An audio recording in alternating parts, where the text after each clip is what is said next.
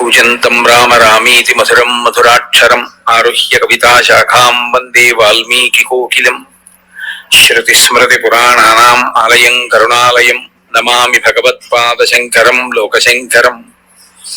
వాగర్ధావివ సంపృక్తౌ వాగర్ధ ప్రతిపత్తయే జగతః పితరౌ వందే పార్వతీ పరమేశ్వరౌ.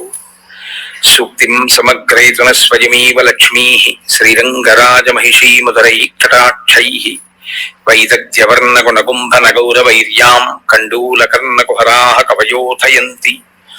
హైమోద్భపుండ్రమజహన్మకుటం సునాసం మందస్మితం మకరకుండలచారుగండం బింబాధరం బహుళదీర్ఘకృపాకటాక్షం శ్రీవేంకటేశముఖమాత్మని సన్నిధత్తాం. విమలపటి కమలకుటి పుస్తక రుద్రాక్షశస్తహస్తపుటి కామాక్షి పక్ష్మలాక్షి కలిత విపంచి విభాసి వైరించి. మనోజవం మరుతతుల్యవేగం జితేంద్రియం బుద్ధిమతాం వరిష్టం వాతాత్మజం వనరయూధముఖ్యం శ్రీరామదూతం శిరసా నమామి. ఆపదామపహర్తారం దాతారం సర్వసంపదాం లోకాభిరామం శ్రీరామం భూయో భూయో నమామ్యహం. హరి ఓం. పరమేశ్వర స్వరూపమైన సభకి నమస్కారం. ఎన్నో పండగలున్నా సంక్రాంతి పండగని పెద్ద పండగ అని పిలుస్తాం. ఈ సంక్రాంతి పండగకి ముందు రోజు చేసుకునేటటువంటి పండుగ భోగి పండుగ. దాని పేరే భోగి. భోగం అనుభవించుట అంటే సుఖం అనుభవించుట అని అర్థం. ఈ భోగి పండగ బాహ్యంలో చూస్తే శరీర పోషణార్థం కావలసినటువంటి పంటని, సుఖం అనుభవించడానికి కావలసినటువంటి ధనాన్ని చేకూర్చేటటువంటి రోజులు కనుక దానికి భోగి పండగ అని పేరు. ఎందుచేత అంటే ఈ భోగి పండగ వచ్చేటటువంటి సమయానికి వ్యవసాయదారులు పంటలు కోతలు కోస్తారు. ఆ పంట అంతా ఇంటికి వస్తుంది. ఆ ఇంటికి వచ్చినటువంటి పంట జాగ్రత్తగా ధాన్యాగారంలో నిల్వ చేసి మళ్లీ పంట వచ్చే పర్యంతము కూడా వాళ్ళ కుటుంబ సభ్యులందరూ సంతోషంగా ఆ ఆహారాన్ని తింటూ జీవితాన్ని గడుపుతారు. అలాగే కొంత పంటని విక్రయించినటువంటి కారణం చేత లభించినటువంటి ధనంతో సుఖాల్ని అనుభవిస్తారు. అందుకే భోగి పండగ అని పిలవడానికి కారణం ఏమిటి అంటే మనిషి బాహ్యమునందు సుఖపడడానికి కావలసినటువంటి ధాన్యం అంతా కూడా వచ్చేటటువంటి కాలం. రెండు, దక్షిణాయనంలో ఒక ఇబ్బంది ఉంటుంది. శరదృతువు తర్వాత వచ్చేటటువంటి హేమంత ఋతువు అనారోగ్యకారకమైనటువంటి ఋతువులు. అసలు శరదృతువునైతే యముని యొక్క దంస్త్ర బయటికి వచ్చినటువంటి కాలంగా శాస్త్రం పరిగణిస్తుంది. హేమంత ఋతువులో విశేషమైనటువంటి పొగమంచు ఉన్న కారణం చేత ఆరోగ్యానికి అంత సౌకర్యంగా ఉండదు. అంత మంచు మనిషి యొక్క శ్వాసకోశం మీద పనిచేసి అనారోగ్యానికి గురి చేస్తుంది. కానీ హేమంత ఋతువు దాటిపోయి ఇక వసంత ఋతువు రావడం ప్రారంభమయ్యేటటువంటి కాలం ఆసన్నమవుతోంది అనేటప్పటికే మనిషి ఆరోగ్యాన్ని సంతరించుకోవడానికి కావలసినటువంటి కాలం కూడా ఏర్పాటవుతుంది. అందుకే ఆ ఉత్తరాయణ పుణ్యకాలానికి ప్రారంభ సూచనగా ఉండేటటువంటి భోగి పండగ బాహ్యంలో ఆరోగ్యాన్ని కూడా ఇచ్చేటటువంటి ఆ కాలము ప్రారంభం అవడానికి సంకేతం. ఇది బాహ్యమునందు భోగి. ఆంతరముగా విచారణ చేస్తే అసలు ఆ భోగి పండగకి ఉన్నటువంటి విశేషం చాలా చాలా గొప్పది. దక్షిణాయన పుణ్యకాలం యొక్క చిట్ట చివరి రోజు ఏది ఉంటుందో, మకర సంక్రాంతికి ముందు ఉండేటటువంటి రోజు ఏది ఉంటుందో అదే భోగి పండగ. అంటే ఈ తిథి నాడు భోగి పండగ రావాలి అనేటటువంటి నిర్ణయం ఉండదు. దక్షిణాయనం యొక్క చిట్ట చివరి రోజే భోగి పండగ వస్తుంది. మనకి శాస్త్ర ప్రకారంగా దక్షిణాయనం అంతా కూడా ఉపాసనా కాలం. అందుకే సూర్యుడు కర్కాటక రాశిలో ప్రవేశించినది మొదలు మళ్ళీ మకర రాశిలోకి ప్రవేశించే పర్యంతం మధ్యలో ఉండేటటువంటి కాలం అంతా కూడా చాలా గొప్ప గొప్ప నైమిత్తిక తిథులతో కూడుకున్నదై ఉంటుంది. విఘ్నేశ్వర చతుర్థి, అలాగే శరత్కాలంలో వచ్చేటటువంటి అమ్మవారి ఉపాసన, శ్రావణ మాసంలో వచ్చేటటువంటి మంగళగౌరి వ్రతాలు, శ్రావణ మాసంలో చేసేటటువంటి వరలక్ష్మి వ్రతం, అలాగే కార్తీక మాసంలో చేసేటటువంటి విశేషమైనటువంటి వ్రతాలు, సాలగ్రామ దానాలు, దీపదానాలు, ఇవన్నీ దీని కొరకు ఉద్దేశింపబడ్డాయి అంటే మనిషి పుణ్యకర్మాచరణం చేసి ఆయా నైమిత్తిక తిథులలో కాలమునందు ఏ కార్యక్రమాన్ని నిర్వర్తించాలో ఆ కార్యక్రమాన్ని నిర్వర్తించినటువంటి కారణం చేత విశేషమైనటువంటి పుణ్యాన్ని సంతరించుకుంటాడు. ఆ పుణ్యం దేని కొరకు ఉపయోగపడాలి అంటే మళ్ళీ ఏదో ఉత్తర జన్మలలో ఆ పుణ్యాన్ని అడ్డుపెట్టి సుఖాన్ని పొందాలి అనేటటువంటి కోరిక కన్నా కూడా ఆ పుణ్యం చిత్తశుద్ధిని ఏర్పాటు చెయ్యడానికి పనికి రావాలి అని కోరుకున్న వాడు ఎవరు ఉంటాడో అటువంటి వాడికి ఈశ్వరుని యొక్క కృపాకటాక్ష వీక్షణం చేత ఆ నైమిత్తిక తిథుల యందు చేసినటువంటి కర్మాచరణం వలన కలిగినటువంటి ఫలం చిత్తశుద్ధిని కల్పించడానికి సాధనంగా మారుతుంది. ఎప్పుడైతే చిత్తశుద్ధి కలిగిందో పాత్రత కలుగుతుంది. పాత్రత కలిగితే ఈశ్వరుడు జ్ఞానాన్ని కటాక్షిస్తాడు. ఆ జ్ఞానమే ఇక మళ్ళీ పుట్టవలసిన అవసరం లేని పునరావృత్తి రహిత శాశ్వత శివ సాయుధ్య స్థితిగా చెప్పబడేటటువంటి కైవల్యము లేదా మోక్షమునకు కారణమవుతుంది. విహిత కర్మాచరణం చెయ్యడానికి కావలసినటువంటి నైమిత్తిక తిథులన్నీ కూడా విశేషమైనటువంటి సమాహార స్వరూపంతో ఉండేది దక్షిణాయన పుణ్యకాలంలో. అందుకే దక్షిణాయనంలో చేసినటువంటి ఉపాసన యొక్క సిద్ధి ఎప్పుడు జరుగుతుంది అంటే ఉత్తరాయణంలో జరుగుతుంది. అందుకే ఉత్తరాయణ పుణ్యకాలం ప్రారంభమైంది అంటే స్వర్గద్వారాలు తెరిచారు అంటారు. అంటే దక్షిణాయన పుణ్యకాలంలో చేసినటువంటి ఉపాసన యొక్క ఫలితంగా మనుష్యుడు ఉత్తమమైనటువంటి లోకాలని చేరుకోవడానికి కావలసినటువంటి అర్హతని పొందుతాడు. అందుచేత మనిషి ఆంతరముగా భోగం అనుభవించడానికి కావలసినటువంటి స్థితిని పొందాడు. విడుదలయే మోక్షమం. అటువంటి మోక్షాన్ని పొందడమే జీవితంలో నిజమైనటువంటి భోగి.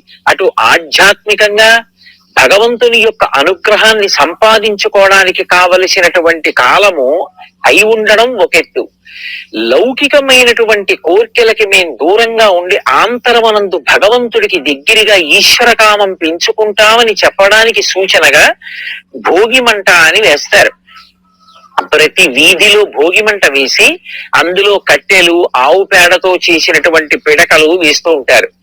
అంటే దాని అర్థం మేము లౌకిక కామాన్ని కాల్చేసుకుని ఈశ్వర కామాన్ని పెంపొందించుకునే ప్రయత్నం చేస్తామని.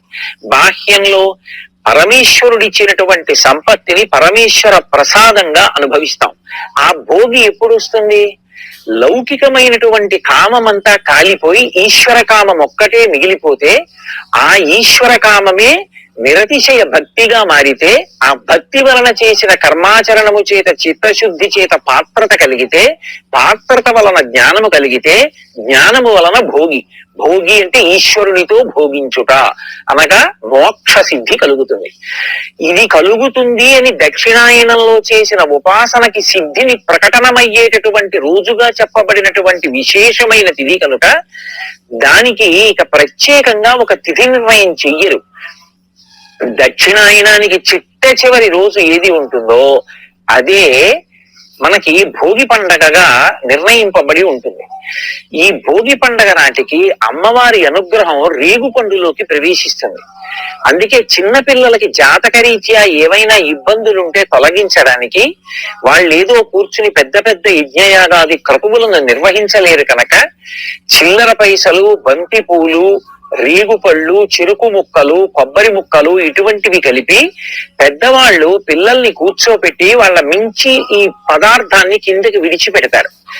ఈ పదార్థాలు వాళ్ళ తల మించి కిందకి పడిపోతే భోగి పీడ తొలగిపోయి వాళ్ళు సంతోషంగా జీవితం గడపడానికి ఏ అనారోగ్యము ప్రతిబంధకంగా వచ్చేటటువంటి అవకాశం ఉంటుందో అటువంటి అవకాశము తొలగిపోయి వాళ్ళు ఉత్తరోత్తర జీవితంలో సంతోషంగా ఉండడానికి కావలసినటువంటి వ్యవస్థ ఏర్పడుతుంది. అందుకే భోగిపీడ తొలగించుకునేటటువంటి అద్భుతమైనటువంటి రోజు భోగి పండగ. సూర్యుడు ఉత్తరాయణ పుణ్యకాలంలో ప్రవేశించినటువంటి రోజు ప్రారంభం నుంచి ఇక మకర సంక్రాంతి అవుతుంది. ఉత్తరాయణ పుణ్యకాలం ప్రారంభమైంది అంటే దేవతా సంబంధమైనటువంటి కార్యక్రమాలకి చాలా విశేషమైనటువంటి స్థానము కల్పింపబడుతుంది. సూర్యుడు మకర రాశిలోకి ప్రవేశిస్తే మళ్ళీ కర్కాటక రాశిలోకి ప్రవేశించే పర్యంతము ఉన్నటువంటి కాలం ఉత్తరాయణ పుణ్యకాలం. ఉత్తరాయణ పుణ్యకాలం తనంత తానుగా చాలా తేజోవంతమైనటువంటి కాలంగా, ఈశ్వర సంబంధమైనటువంటి కార్యక్రమాలు ఏవి చేసినప్పటికీ కూడా చాలా గొప్ప ఫలితాన్ని అనుగ్రహించగలిగినటువంటి కాలంగా చెప్పబడుతుంది. అందుకే సూర్యుడు మకర రాశిలోకి ప్రవేశించేటటువంటి సమయాన్ని లెక్క కట్టుకుని ఆ ఉత్తరాయణ పుణ్యకాలం ప్రారంభం అవుతోంది అన్నప్పుడే ప్రత్యేకంగా ప్రయత్నపూర్వకంగా ఆ మకర సంక్రమణ స్నానము అని చెప్పి చేసి పితృదేవతల యొక్క సంతోషం కోసం, దేవతల యొక్క అనుగ్రహం కోసం మనం దాన ధర్మాది కార్యక్రమాల్ని నిర్వర్తిస్తూ ఉంటాం. ఇటువంటి ఉత్తరాయణ పుణ్యకాలం ప్రారంభమైనటువంటి మకర సంక్రాంతిని పెద్ద పండగగా మనం ఆంధ్రదేశంలో చాలా చాలా విశేషంగా చేసుకుంటాం. ఆ పండగ నాడు కొత్తల్లుళ్ళని ఇంటికి పిలిచి చక్కగా వాళ్ళందరికీ కూడా తలస్నానం చేయించి నూతన వస్త్రములనిచ్చి మంచి మధుర పదార్థాలతోటి అత్తవారి ఇంట్లో చక్కటి భోజనం ఏర్పాటు చేసి విందు వినోదాలతో ఎంతో సంతోషంగా చేసుకునేటటువంటి పండగ. ప్రత్యేకించి సంక్రాంతి పండగ అనేటప్పటికీ దాని శోభ వేరు. ప్రతి ఇంటి ముందు కూడా పెద్ద పెద్ద రంగవల్లులు తీరుస్తారు.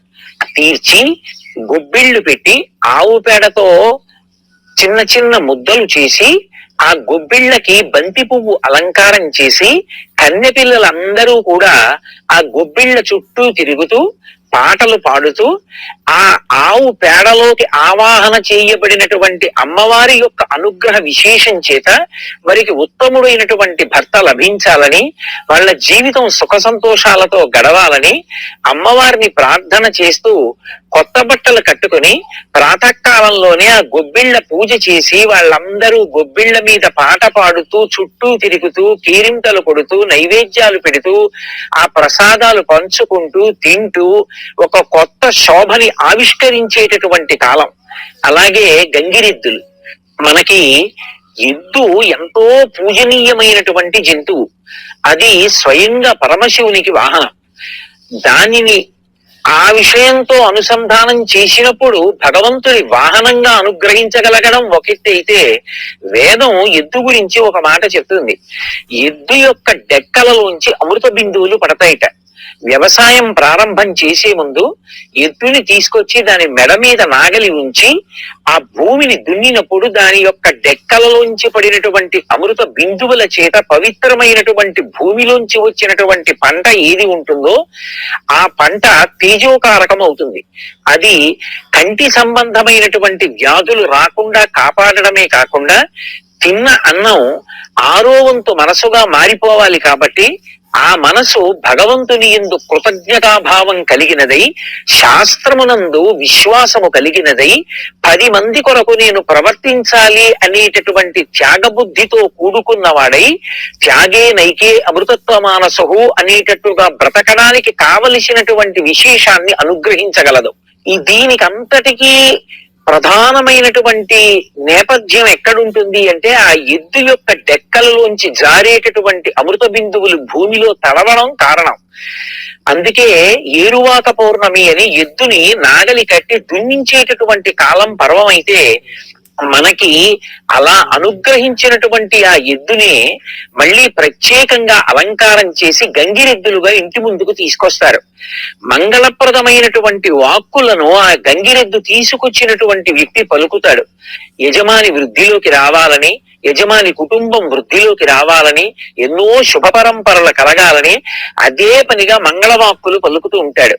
ఆ మంగళవాక్కులు పలుకుతున్నటువంటి ఆ గంగిరెద్దుల వ్యక్తి దగ్గరికి వెళ్ళి మనకి తోచినది ఏదో ఒకటి ఇస్తే అతను ఆ పలికినటువంటి మంగళవాక్కులకు తీసుకొచ్చినటువంటి ఆ గంగిరెద్దు తల ఊపుతూ ఉంటుంది. అది తల ఊపడము అంటే ధర్మదేవత అంగీకరించినట్టు. దాని చేత ఆ ఇల్లు వృద్ధిలోకి వస్తుంది. ఆంధ్రదేశంలో ఈ గంగిరెద్దులు రావడం, గంగిరెద్దుని ఆడించడం, అది చూసి పిల్లలు మురిసిపోవడం, ఇదంతా కూడా పెద్ద పండగ అయినటువంటి మకర సంక్రమణంలో జరిగేటటువంటి ఒక గొప్ప విశేషం. అలాగే హరిదాసులు హరిదాసులు చేతిలో ఆ తంబురా పట్టుకొని హరినామ సంకీర్తనం చేస్తూ ఎడం వైపు ఒక పెద్ద జోలె నుంచుకుని అలాగే తల మీద భిక్షాపాత్రని గొప్ప అమరికతో కట్టుకుంటారు. వాళ్ళు ఏ ఇంటి ముందు ఆగరు. నడిచి పెద్దగా కీర్తన చేస్తూ కుడి చేతిలో చిడతలు పట్టుకుని ఆ చిడతలు వాయిస్తూ వెళ్ళిపోతూ ఉంటారు. ఎంత పెద్ద కంఠంతో పాడతారో. వాళ్ళు హరినామ సంకీర్తనం చేసి వెళ్ళిపోతుంటే యజమాని తన బిడ్డల్ని పైకి పంపించి ప్రత్యేకంగా ఆ హరిదాసుని ఇంటికి ఆహ్వానిస్తారు. ఆయన వీధి గుమ్మంలోకి రాగానే ఆ బియ్యం చేత్తో పట్టుకుని వేస్తే ఎంత అమరికగా వంగుతాడో, చంటి పిల్లలకి కూడా అందేటంత అమరికగా కిందకి వంగుతాడు. వంగినప్పుడు అందులో ఆ బియ్యం వేస్తే మళ్ళీ లేచి ఆ హరినామ సంకీర్తనం చేసుకుంటూ వెళ్ళిపోతూ ఉంటాడు. అందుకే ఉత్తరాయణం వచ్చింది అంటే దేవతలకి సంతోషం, ఋషులకు సంతోషం, పితృదేవతలకి సంతోషం, మనుష్యులకి సంతోషం, సమస్త భూతములకు సంతోషం. వీటితో పాటుగా ప్రతి ఇంట కూడా చక్కటి పండగ వాతావరణం నెలకొని ఉండేటటువంటి పరమ పవిత్రమైనటువంటి కాలం. ఉత్తరాయణ పుణ్యకాలం ప్రారంభమైంది అంటే సమస్త భూతములకు కూడా ఆరోగ్యము సిద్ధించడం ప్రారంభమవుతుంది. ఎందుచేత అంటే సూర్యుడు భూమికి దగ్గరగా దిగుతాడిక.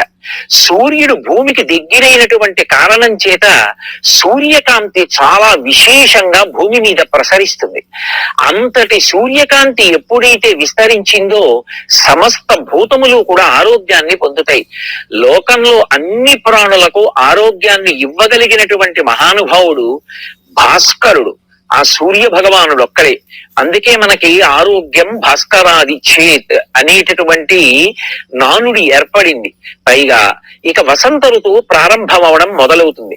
వసంత ఋతువు కాని ప్రారంభం అవుతోంది అంటే అంతకు ముందే చెట్లన్నీ ఆకులు రాల్చేసి తర్వాత చిగర్చడం మొదలు పెడతాయి. ప్రకృతి అంతా కూడా అందాలు సంతరించుకోవడానికి కావలసినటువంటి నేపథ్యం ఆవిష్కృతం అవడానికి ప్రారంభమయ్యేటటువంటి కాలమునకు నాంది ఉత్తరాయణ పుణ్యకాలంలోనే జరుగుతుంది.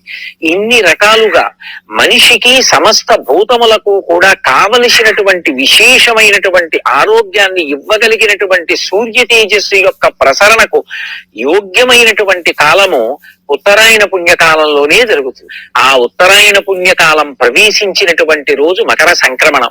సూర్యుడు మకర రాశిలోకి ప్రవేశించినటువంటి పుణ్యకాలం. అటువంటి ఉత్తరాయణ పుణ్యకాల ప్రారంభ దినమై మకర సంక్రాంతి అందరికీ కూడా అన్ని రకాలుగాను అనుగ్రహ ప్రసరణం చేసేటటువంటి ఈశ్వరుని యొక్క అనుగ్రహం విస్తృతంగా ప్రసరించేటటువంటి రోజు.